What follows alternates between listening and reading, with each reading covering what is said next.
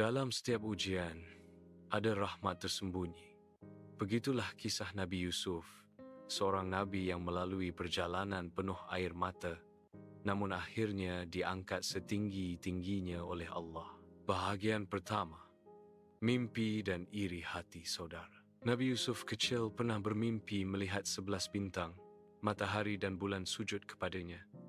Apabila diceritakan kepada ayahnya, Nabi Yakub, baginda berkata, "Wahai anakku, jangan ceritakan mimpimu kepada saudara-saudaramu, kerana mereka mungkin akan merancang sesuatu terhadapmu."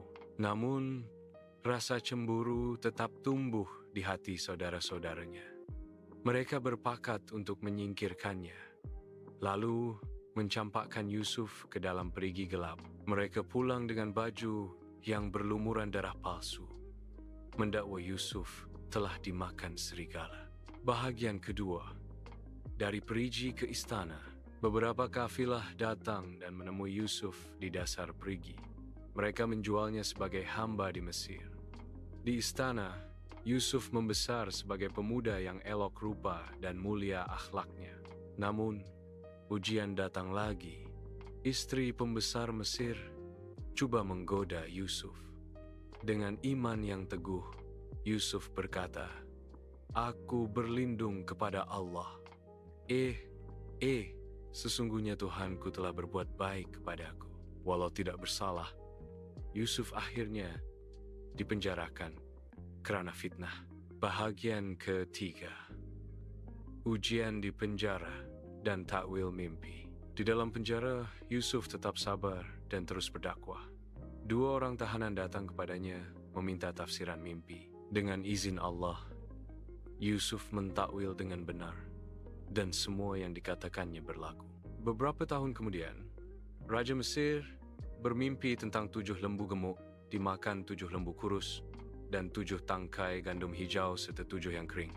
Tiada siapa dapat menafsirkannya, melainkan Yusuf. Baginda menjelaskan mimpi itu bermaksud 7 tahun kemakmuran dan 7 tahun kemarau, lalu memberi strategi untuk menyelamatkan rakyat. Bahagian keempat, dari penjara ke kemuliaan. Kerana kebijaksanaan dan kejujurannya, Yusuf dibebaskan dan dilantik menjadi menteri. Akhirnya, baginda dipertemukan semula dengan ayahnya dan saudara-saudaranya. Mereka semua sujud sebagai tanda hormat, tepat seperti mimpinya dahulu. Penutup dan pengajaran. Kisah Nabi Yusuf mengajar kita bahawa bila manusia meninggalkanmu, Allah tetap bersamamu.